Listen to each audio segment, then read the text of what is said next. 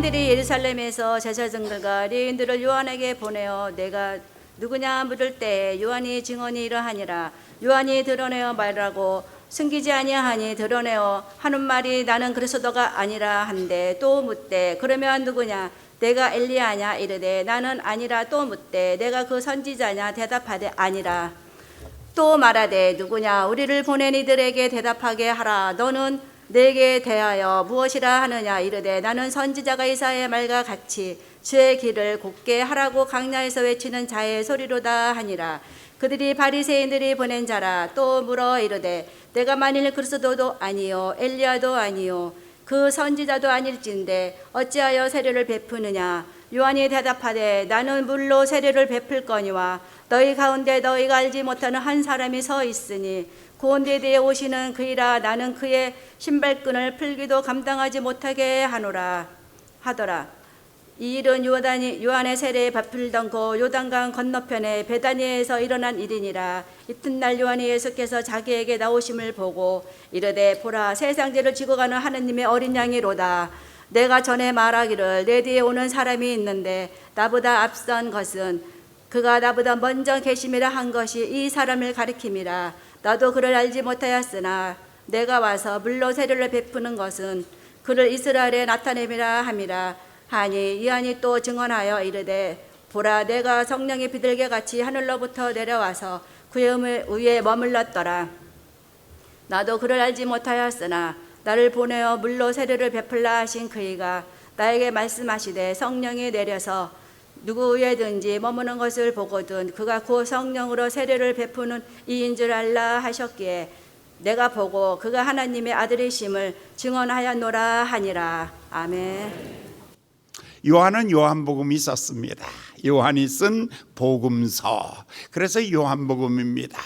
요한복음은 특별히 예수님의 신성에 대해서 강조하고 싶은 것입니다. 그래서 예수님의 출생에 대한 이야기, 어린 시절에 대한 이야기, 배고팠던 이야기들을 별로 중요하게 다루지 않습니다. 요한복음은 아주 특별하게 예수님이 하나님의 아들, 그리고 예수님 속에는 하나님의 신성을 가지고 있다는 것을 강조하기 위해서 요한복음 1장을 열자마자 태초에 말씀이 계시니라, 바로 예수님을 말씀이라고 이야기합니다. 두 번째는 예수님은 그 안에 생명이 있었으니 예수님은 참다운 생명이다 라고 말하고 있습니다. 그리고 세 번째는 예수님은 빛이다 라고 이렇게 말씀하고 있죠. 이 세 가지를 합해서 예수님의 본질이라고 말합니다. 예수님이 가지고 있던, 본래 가지고 있던 성품이 무엇이었냐면 말씀이라는 인격과 그리고 영원한 생명과 그 다음에 어둠을 밝히는 빛이다 라고 예수님의 본래의 모습을 말해주고 있습니다. 그래서 예수님이 이 모습을 가지고 계시다가 왜 요한은 예수님의 배고프고 힘들고 고통스럽고 한 이야기를 쓰지 않냐면, 고통이 인간을 구원하는 게 아니에요. 사실은 사람이 사람을 구원할 수 없고 죄인이 죄인을 구원할 수 없고 죄가 사람을 구원할 수 없고 오직 사람을 구원하실 수 있는 것은 하나님 한 분밖에 없다라는 사실을 요한복음은 열자마자 우리에게 제일 먼저 강조하기를, 예수님은 바로 하나님이시다, 그는 말씀이시고 생명이시고 그리고 빛이시다 라고 이렇게 선언하고 있습니다. 그런데 1장 14절에 보면 이렇게 말하고 있습니다. 말씀이 육신이 되어 우리 가운데 거하심에 우리가 그 영광을 보니 아버지의 독생자의 영광이요 은혜와 진리가 그 안에 충만하더라. 말씀이 뭐가 됐냐면 육신이 되어 우리 가운데 오신 거예요. 우리들 가운데 오신 거예요. 멀리 있는 하나님이 아니에요. 아니에요. 위에 계신 하나님이 아니에요. 가물가물하게 멀리 있는 것이 아니라 우리 가운데, 내 마음 중심에, 내 고난당하는 그 중심에, 내가 고통당하고 고민하고 슬퍼하는 그 삶의 중심에 누가 오셨냐면 바로 하나님이 우리에게 오신 것이에요. 말씀이 육신이 되어, 그래서 예수님은 베들레헴에 탄생하셨고 나사렛에서 자라나시고 갈릴리의 친구들과 함께 사역을 하시다가 마침내 예루살렘에서 십자가에 달려 죽으신 것, 이것은 말씀이 육신이 되는 이야기예요. 그렇지만 그가 하나님이신 신성을 가지고 있기에 3일 만에 부활하시고 승천하시고 하나님 보좌 우편에 앉아 계시고 이제 마지막으로 이 땅의 재림주로 심판하러 이 세상에 오시는 하나님이시다라고 말하고 있는 것이죠. 자, 그런데 예수님의 제자들도, 그리고 예루살렘의 시민들도, 그리고 또 갈릴리의 주변에서 살던 수만 명의 사람들이 똑같이 예수를 보았는데 예수님의 겉모습만 보고 그 안에 있는 신성까지 보지 못했죠. 대부분의 우리가 실수하는 것은 다 사람을 겉사람으로 평가하기 때문에, 사람의 학벌이 좋으면 굉장한 줄 알아요. 얼굴이 잘생기면 굉장한 줄 알아요. 뭐 돈 좀 있으면 그 사람이 뭐 굉장한 것 같아요. 아니요, 인간은 모두가 다 흙입니다. 바람이 불면 사라져버리고 말 먼지에 지나지 아니하는 거. 겉사람 육신의 모습을 보지 말고 그 속사람을 볼 수 있는 눈이 있다면 얼마나 좋겠습니까? 성경에 그 많은 사람들이 예수를 만났지만, 그러나 예수님을 보고 참 하나님이시라고 고백한 사람이, 첫 번째 사람이 나타났는데 그게 바로 요한입니다. 오늘 침례 준 침례 요한이라고 이야기하고 있는데 바로 이 사람이 제일 먼저 예수님의 겉모습을 보지 아니하고 속사람을 바라보며 예수님의 육신의 모습을 본 것이 아니라 예수님의 속사람을 보며, 예수님은 말씀이시며 생명이시며 내 삶의 빛 되시며 그는 영원하신 하나님이시다라는 사실을 제일 먼저 본 자, 그래서 선견자, 제일 먼저 깨달은 자, 선지자, 제일 먼저 그 길을 걸어간 사람, 선구자. 그러니까 요한은 성경이 이야기하고 있는 제일 첫 번째 선지자요, 선견자요, 선구자와 같은 사람이 바로 요한이라는 사람이다라고 이렇게 오늘 이야기하여 주고 있습니다.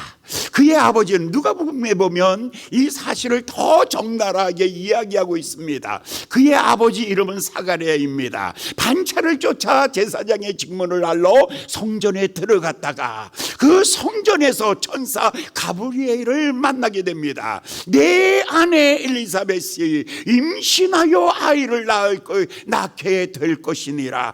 그 아이는 장차 메시아 예수님이 오시면 그 앞길을 예비하기 위하여 하나님이 미리 보내는 종이다 라고 말하니까 이 사람이 이렇게 말하죠. 아니 내가 늙어가지고 무슨 아기를 낳겠어요 라고 하니까, 너는 오늘부터 아기가 태어날 때까지 벙어리가 되어야 될 것이니라.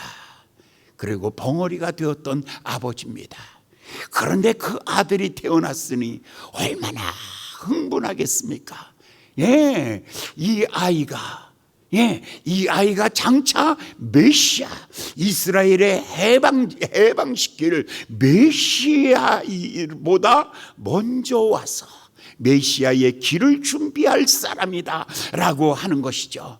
그때에 그 아버지가 얼마나 흥분하겠습니까? 이 아이 잘 키워야지, 이 아이 잘 키워야지. 그래서 이 나라가 해방하고 이 나라가 세계 민족 위에 우뚝 서는 그날, 이 아들로 하여금 메시아의 소식을 온 세계에 전하는 이 놀라운 역사를, 야, 내 아들을 통해서 이루어야지 라고 그 아버지 사가랴가 생각했을 거예요.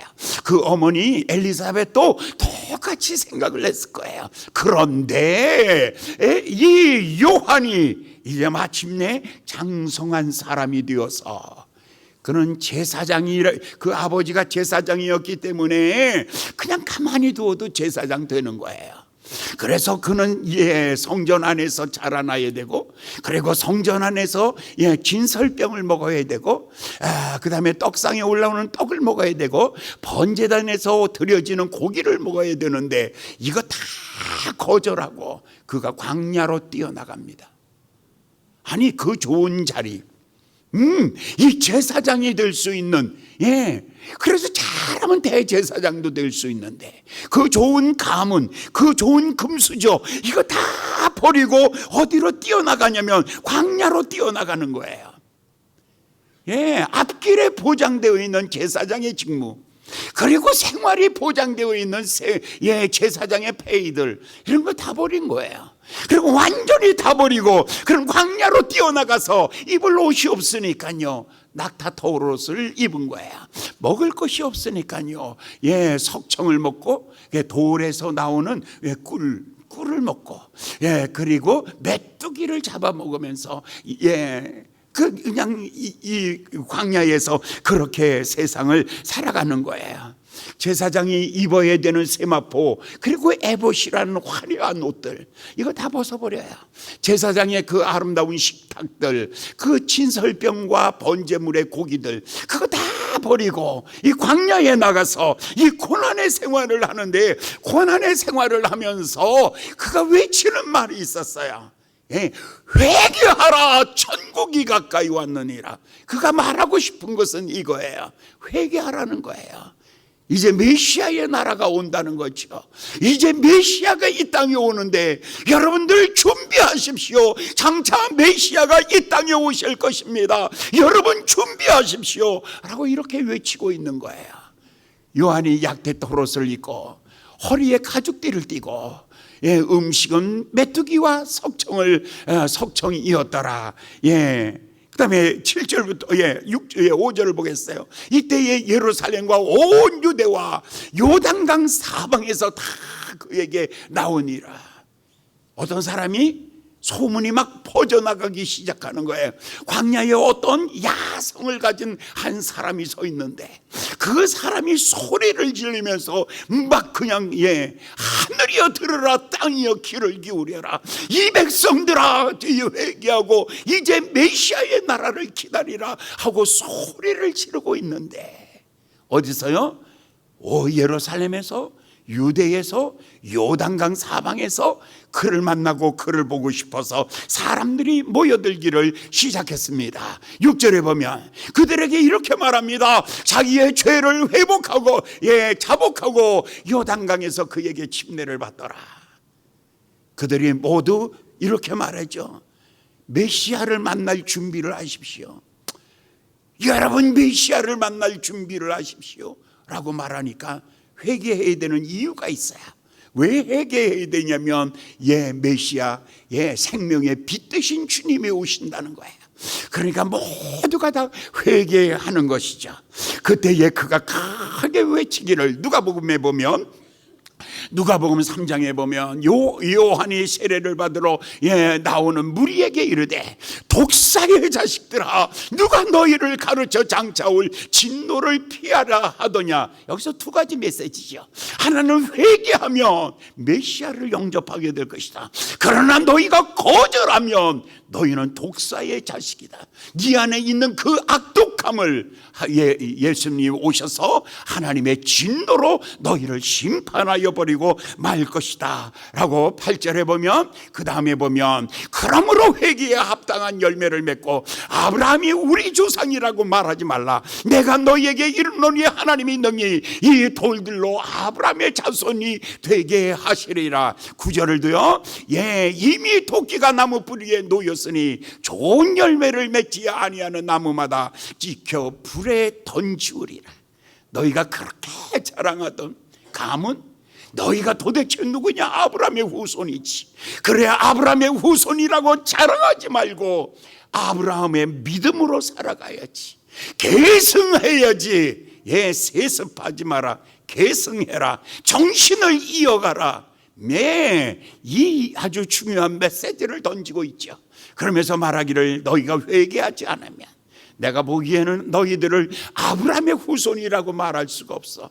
너희 안에는 아브라함의 믿음이 없어. 너희 안에는 아브라함의 신뢰가 없는 거야. 하나님에 대한 신뢰와, 그리고 그 하나님에 대하여 모든 것을 맡기는 의지와, 그리고 그 하나님을 경외하는 경배함, 그게 아브라함의 믿음인데 너희 속에 아브라함의 믿음이 있는가? 너희들 얼마나 물질 때문에, 쾌락 때문에, 눈에 보이는 세상의 것에 빠져서 너희들의 죄악이 얼마나 많으냐. 너희들은 아브라함의 후손이라고 말하지 마라. 그리고 너희들이 회개하고 돌이켜서 좋은 열매 맺지 아니하면 이미 도끼가 나무 뿌리에 놓였으니 다 찍어서 불에 집어 던져버리리라 라고 이렇게 말하죠. 그러면 회개가 뭐예요? 그러면 회개가 뭐예요? 11절에 10절에 보니까 무리가 물어 가로되 그러면 우리가 어떡하오리까? 그러면 회개가 뭐예요? 도대체 회개란 것이 어떤 것이 회개예요? 라고 10절에 물었어요. 그랬더니 11절에 요한이 이렇게 말하죠. 대답하여 가로되 옷 2벌 있는 자는 옷 없는 자에게 나누어 줄 것이요, 먹을 것이 있는 자도 그것을 나누어 주는 것, 그것이 회개니라. 할렐루야. 이 위대한 메시지를 아시겠습니까? 사랑하는 여러분, 정말 하나님이 기뻐하는 회개가 무엇인 줄을 아시겠습니까? 그래서 옷 2벌을 가지고 있다고? 그러면 없는 사람 위에서 벗어줘라. 그것이 회개다. 너가 정말 회개하였다면 너가 먹을 것이 있느냐? 먹지 못하는 가난한 사람에게 나누어 주는 것, 그것이 회개니라. 12절에 한 걸음 더 나갑니다. 12절에 세리들도 침례를 받고자 하여 와서 가로되 선생이요 우리가 무엇을 하오리까? 세리들 알죠? 이 사람들은요 세금을 매기는 아주 이런 일을 하는 거예요. 13절을 보죠. 그에게는 뭐라고 대답한가? 가로되 정한 수웨에는 늑징하지 마라, 덧붙이지 마라, 도둑질하지 마라. 도둑질하지 마라. 그랬더니 또 이번엔 또 어떤 사람들은요 14절에 군인들은 이렇게 와서 물어요. 군병들도 물어 가로되 우리가 무엇을 하오리까? 가로되 사람에게 강포를 행하지 마라. 그 다음에 그 사람에게 남의 것을 훔쳐먹지 마라. 그러면서 받는 것을 족한 줄로 알라라고 이렇게 말합니다. 군인들에게는 폭력하지 마라. 부자들에게는 나누어 줘라. 세리에게는 도둑질하지 말라. 관리들에게는 백성들을 억압하지 말라. 제사장과 바리새인들에게는 너희들은 회개하고 외식하는 자가 되지 마라 라고 정확하게, 회개가 무엇인가를 정확하게 메시지를 던졌습니다. 이 메시지를 듣자 찔림을 받은 사람들이, 이 말씀을 듣자 찔림을 받은 사람들이, 그 다음에 백성들이 바라고 14절을 보겠습니다. 그 앞에 14절 군병들도 물어 가로되 우리가 무엇을 하오리까 하매 가로되 사람에게 강포하지 말고 무소하지 말고 받은 요를 족한 줄로 알라. 그러면서 백성들이 어려운 대부분 누구예요? 힘 있는 사람한테 짓밟혔고 아주 권력 있는 사람들에게 짓밟히고 있는 사람들에게 짓밟히고, 이건 하나님의 나라가 아니다. 하나님의 나라는 그런 나라가 아니야. 하나님의 나라는 서로 나누어 주는 거야. 약한 사람을 오히려 배려하는 거야. 그것이 하나님의 나라야 라고 이렇게 말했더니 사람들이 회개하기 시작하죠.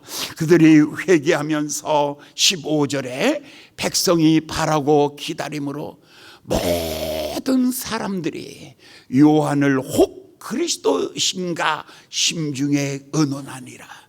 사람들이 다 입으로 이렇게 시원한 적이 없어.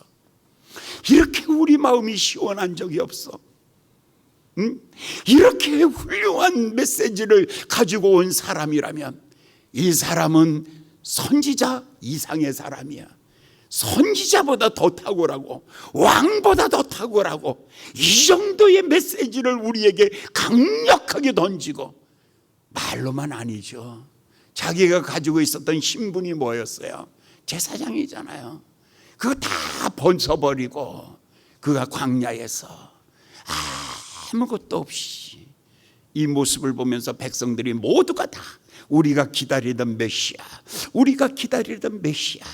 그렇죠. 베다니 들녘에서 5,000명이 먹고 난 다음에 그 사람들이 5,000명이 먹고 12광주리가 남는 기적의 현장에서 그들이 외친 메시지가 있죠. 예수를 왕으로, 예수를 왕으로, 예수를 왕으로 하면서 갈릴리에서 폭동이 일어날 정도로 사람들이 열광하기를 시작했죠.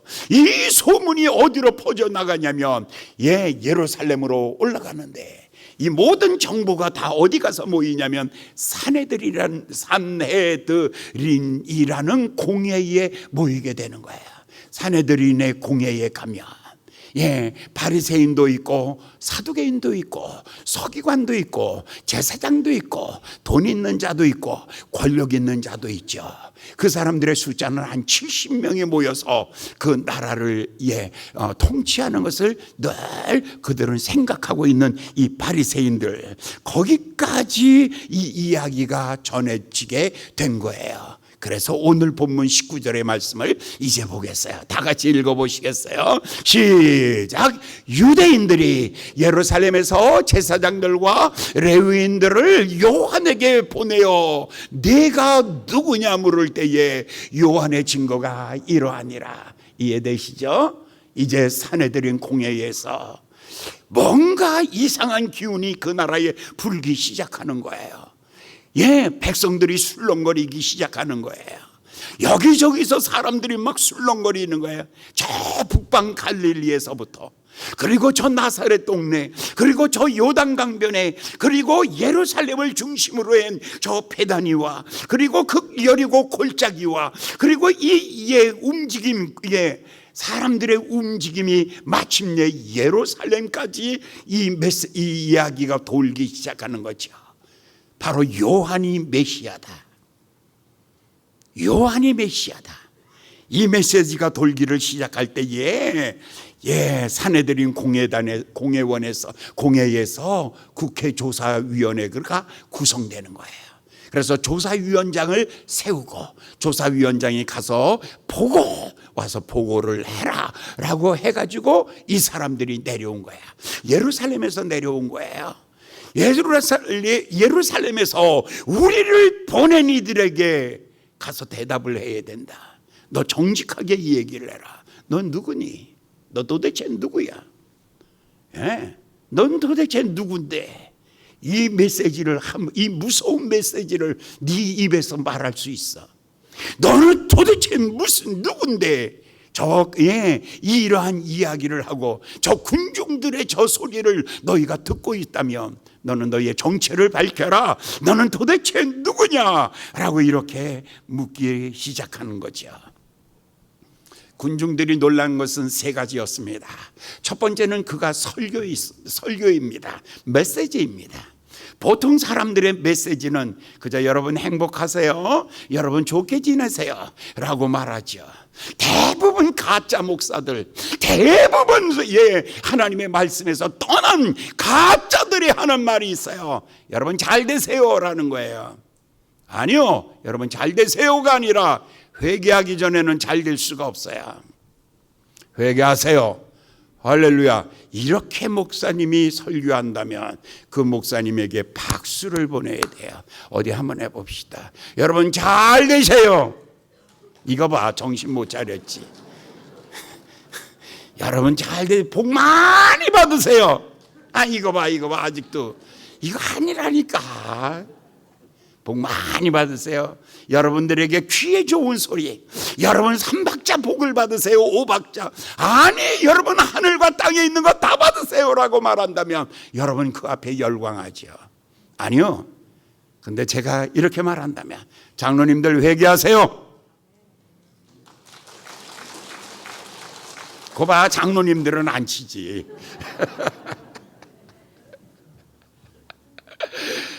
여러분, 목사도 회개이지만 우리가 피차가 다 주님 앞에서 이제 내려놓아야 돼요. 힘 있는 자는 힘을 내려놔야 돼요. 권력 있는 자는 권력 내려놔야 돼요. 물질 있는 사람은 물질 내려놔야 돼요. 아는 뭘 좀 안다고요? 아는 척하지 마세요. 그거 좀 내려놓으셔야 돼요. 모두가 내려놓아야 돼요.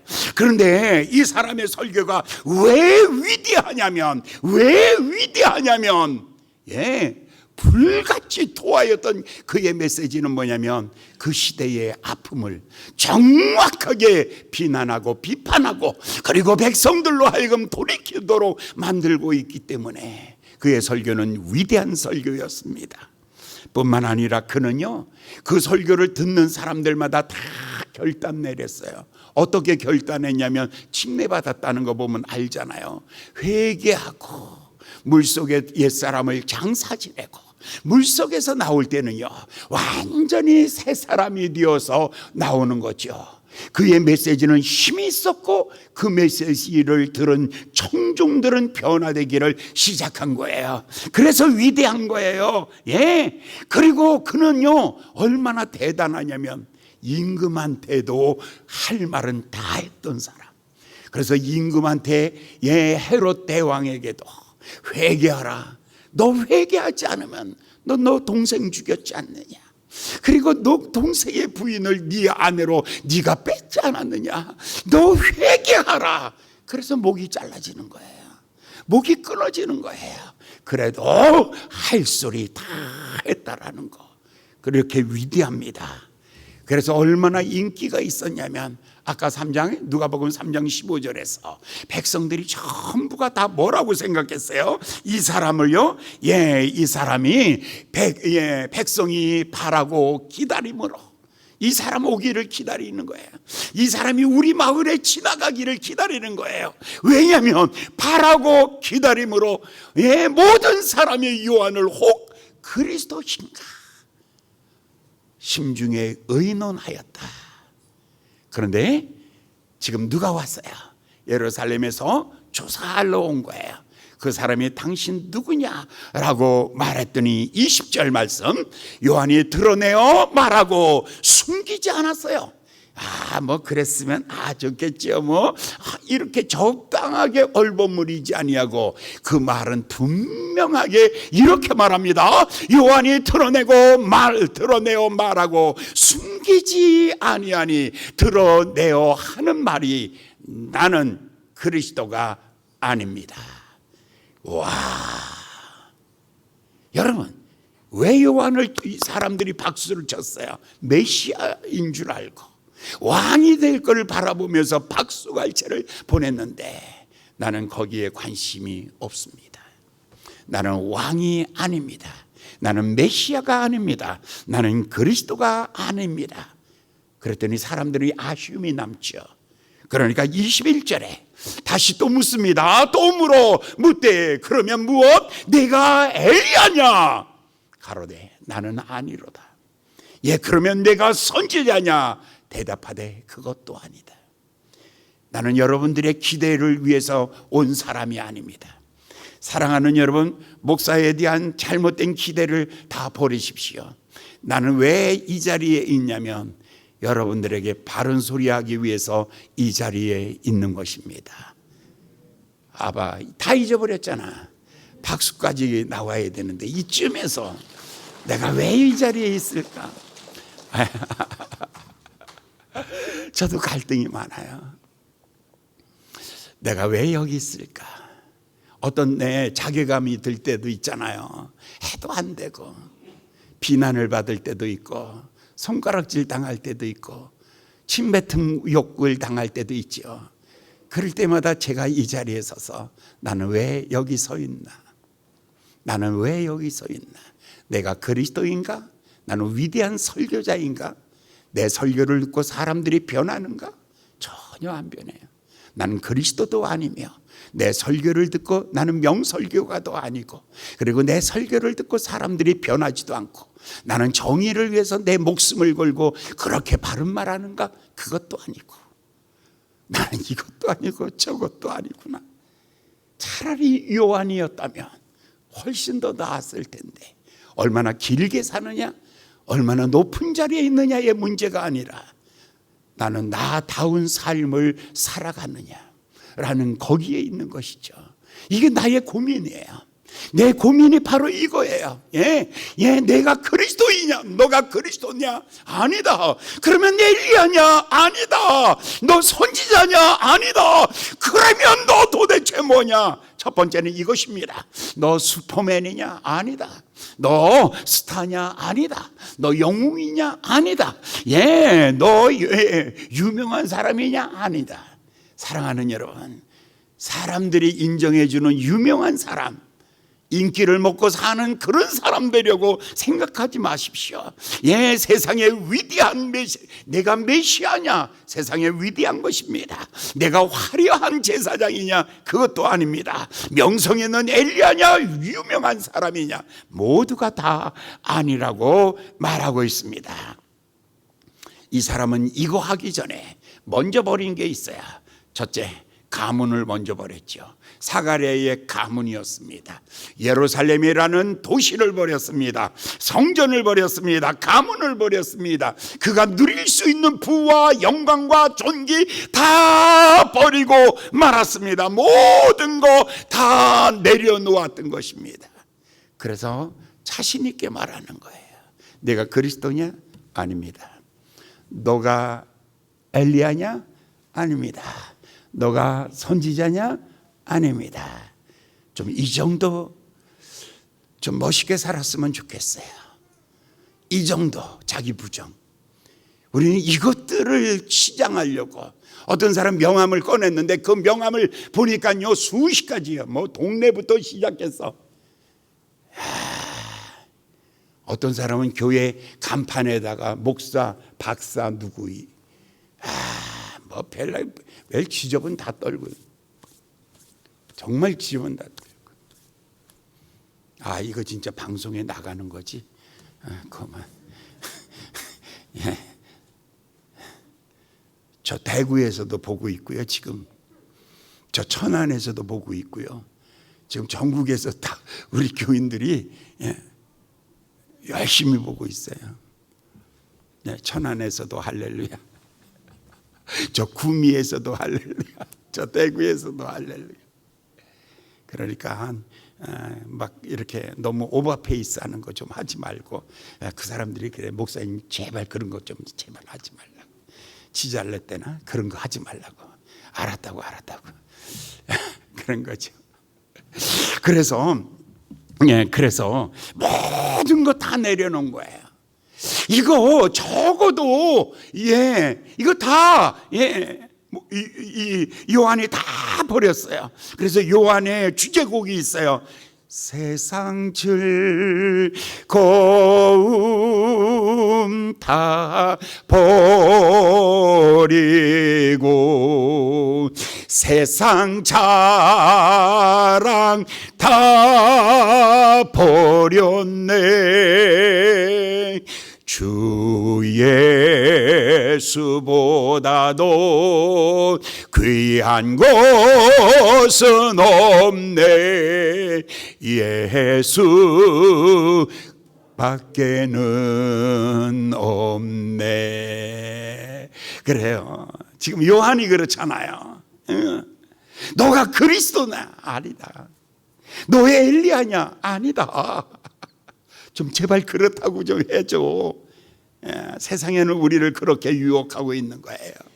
내가 선지자냐? 그렇다고 좀 말 좀 해줘. 아니다, 나는 아니다. 그러면서 이렇게 말합니다. 나는 도대체 누구인가? 예, 자기 자신을 소개합니다. 이렇게 말합니다. 예, 그 다음 성경 23절 가로되 나는 선지자 이사야의 말과 같이 주의 길을 곧게 하라고 광야에서 외치는 자의 소리로다. 자기는 그저 광야에서 나는 이렇게 가난하게 살아도 괜찮아. 나는 이 광야에서 단지 하나 외치는 자의 소리로 그렇게 살다 가는 겁니다 라고 자기를 소개하고 있어요. 그런데 자기를 소개하면서 그 뿌리가 어디냐면 가로되 나는 선지자 이사야의 글에, 나는 선지자 이사야가 말한 것처럼 주의 길을 곧게 하려고 하나님께서 나를 보내었다라고 이렇게 말하고 있습니다. 그렇습니다. 당신은 누구입니까? 그리스도냐? 아닙니다. 엘리야냐? 아닙니다. 그러면 선지자냐? 아닙니다. 그러면 너는 누구냐? 나는 누구냐고요?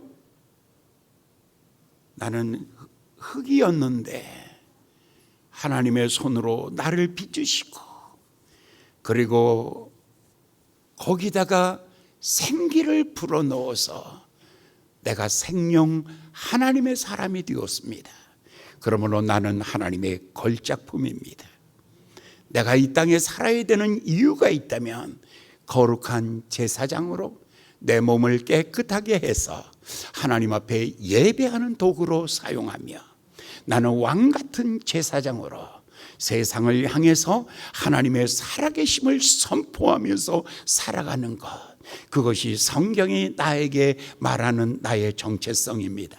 당신은 누구입니까? 그리스도입니까? 아닙니다. 엘리야입니까? 아닙니다. 선지자입니까? 아닙니다. 그러면 당신은 누구입니까? 내가 생각하기에는 나는 서울대 나왔는데, 내가 생각하기에는 나는 의사인데, 아니요, 그거보다 더 중요한 당신의 본질이 무엇입니까? 내가 국회의원인데, 아니요, 내가 대통령인데, 아니요, 그거보다 더 중요한 당신은 누구십니까? 그때에 이렇게 말해야죠. 하나님의 손으로 빚어 나를 만드시고 내 코에 생기를 불어넣으시고 나로 하여금 하나님의 형상을 내 안에 주시고 나로 하여금 예배자를 만드시고 나로 하여금 예수님의 증인으로서 이 땅을 살아가도록 만드신 그 아버지 하나님 앞에 나는 영광을 돌립니다. 어떤 분이 문선명 통역관으로 살았어요. 경희대, 그 다음에 경희대에서 영어 교수로 있다가 문선명 통역관이에요. 어마어마하게 돈이 보장되어 있는 자리였어요. 그런데 어느 날 어느 교회 집회에 참석했습니다. 그 집회에서 불렀던 노래가 이 노래였습니다. 흙으로 사람을 지으신 이 노래. 그래서 나는 흙이었구나라는 사실을 알면서 나는 흙이었구나. 그런데 흙 속에 생기를 불어넣으셔서 하나님의 사람 만들어 주셨으니 나를 나되게 하신 하나님, 나의 존재의 하나님, 내 존재는 하나님의 것입니다. 하나님이 만드셨습니다. 하나님이 창조하셨습니다. 하나님의 것입니다. 할렐루야. 이와 같은 이런 믿음을 갖게 된 것입니다. 29절 볼까요? 자, 그 사람이 가지고 있는 요한복음 1장 29절 이렇게 말해요. 29절 이튿날이 되었어요. 요한이 예수님께서 자기에게 나오심을 보면서 딱 하는 말이 있었어요. 보라, 세상 죄를 짊어지고 가는 하나님의 어린 양이로다. 과거에는 사람들이 그를 집중하고 지명하여 보고 있을 때에는 나는 아닙니다, 나는 아닙니다, 나는 아닙니다라고 거절하고, 그리고 어느 날 그의 손가락 끝은 누구를 향하고 있냐면 예수를 향하고 있는 것입니다. 사랑하는 여러분, 여러분이 주인공 될 생각을 버리십시오. 여러분이 세상에서 부와 영광과 존귀를 다 내 것으로 만들 생각을 다 버리십시오. 자기를 낮추십시오. 자기를 낮아지게 하십시오. 더 낮아지게 하십시오. 하나님의 창조의 목적을 따라서 하나님 앞에 무릎을 꿇어 낮아지는 삶을 살아가십시오. 그리고 여러분의 손가락은 누구를 가리키고 있냐면 그 끝은 보라, 세상 죄를 짊어지고 가는 하나님의 어린 양이로다. 요한의 첫 번째 그의 손가락은 하나님의 어린 양 예수를 향하여 가리키고 있는 것입니다. 32절에 있는 말씀을 볼까요? 32절. 요한이 또 증거하여 가로되 내가 보매 성령의 비둘기같이 하늘로서 내려와 그 위에 머물렀더라. 요한이 본 두 번째 가장 중요한 것, 여러분, 예수 안에는 하나님의 영이 가득하구나. 예수님의 사명은 뭐예요? 세상 죄를 짊어지고 가는 어린 양과 같은 예수의 겉모습이었어요. 그러나 그의 눈동자는 그 어린 양과 같은 그 예수 속에 뭐가 있었냐면 하나님의 영이 가득한 것을 보고 있는 거예요. 요한이 또 증거하여 가로되 내가 보매 성령이 비둘기같이 하늘로서 내려와 그 머리 위에 머무르고 있는 것을 보고 있어요. 그때 들려졌던 음성이 하나 있었죠. 이는 내 사랑하는 아들이요 내 기뻐하는 자니 너희는 저의 말을 들을지어다 하는 그 음성을 듣게 되었죠. 마태는 그 음성을 들었던 거예요. 그 다음에 또 한 가지 33절을 보겠습니다. 나도 그를 알지 못하였으나 나를 보내어 물로 침례를 주라 하신 그이가 나에게 말씀하시되 성령이 내려서 누구 위에 머무른 것을 보거든 그가 성령으로 침례를 주는 이인 줄 알라. 자, 여기서 아까 32절에서는 예수 안에 있는 하나님의 영, 하나님의 영, 오늘 여러분 예수 안 믿는 사람은 하나님의 영이 다 죽은 거예요. 없는 거예요. 그런데 예수님 안에는 뭐가 있었냐면 하나님의 영이 가득한 것을 보고 있는 거예요. 하나님의 신성이 그 안에 있는 것을 보고 있는 거라고요. 그리고 그가 33절에서는 장차 어떤 일을 할 것이냐면 그를 통하여 성령이 장대비와 같이 쏟아지고 성령이 이 땅에 가득하여지는 성령의 충만한 그날이 올 것을 보고 있는 거예요. 그가 선구자였어요. 그가 선견자였어요. 그가 선지자였어요. 먼저 보았고 먼저 들었고 먼저 그 길을 간 사람이 바로 요한이에요. 자, 오늘 요한은 첫 번째 요한은 무엇을 보았는가? 보라, 세상 죄를 짊어지고 가는 하나님의 아들이로다. 어린 양이로다. 그걸 보았어요. 두 번째, 그는 무엇을 들었는가? 그것은 그 안에 하나님의 영이 가득한, 성령이 가득한 것을 들었어요. 세 번째, 무엇을 선포했는가?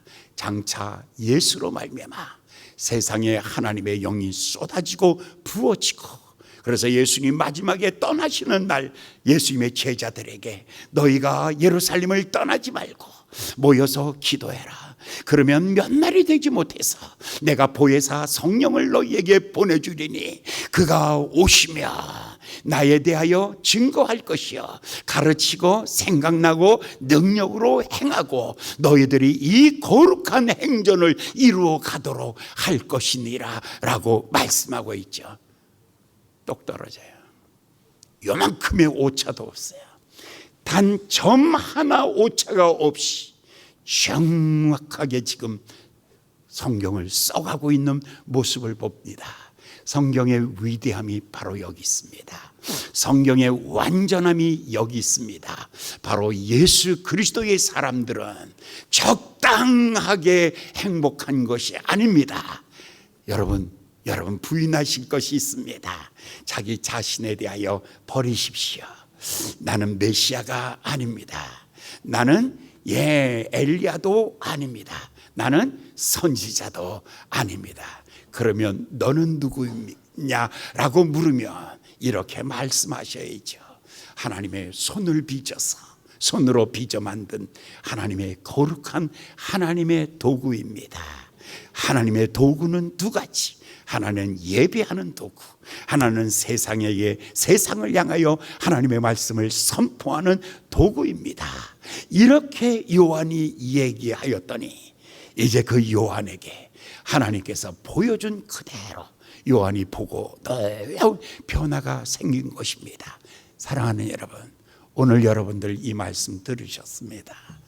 이제 이 말씀에 1시간 들으셨는데 책임감이 있으시면 좋겠습니다. 한쪽 귀로 듣고 한쪽 귀로 흘러가지 말고 여러분의 삶에서도 이런 고백이 자기를 낮추고 주님을 갈망하는 그 고백이 내 죄를 짊어지고 가는 하나님의 어린 양, 그 안에 하나님의 성령으로 충만했던 그 어린 양, 그가 우리에게 하늘 문을 여시고 성령을 기름 붓듯 물 붓듯 부어주시는 그 예수가 내 안에 충만하여지는 여러분 되시기를 예수님의 이름으로 축원합니다. 기도하겠습니다. 자비로우신 귀하신 아버지 하나님, 오늘 주신 말씀을 다시 한번 마음에 새깁니다. 요한보다 더 아름다운 고백이 없나이다. 아버지 하나님이여, 이 고백이 우리 안에서 선포되어지게 하여 주시옵소서. 고백이 믿음 되게 하시고 믿음이 우리의 삶 되게 하여 주시고 우리의 삶이 하나님의 영광 될 수 있도록 하나님 역사하여 주시옵소서. 예수님의 이름으로 간절히 기도하였나이다. 아멘.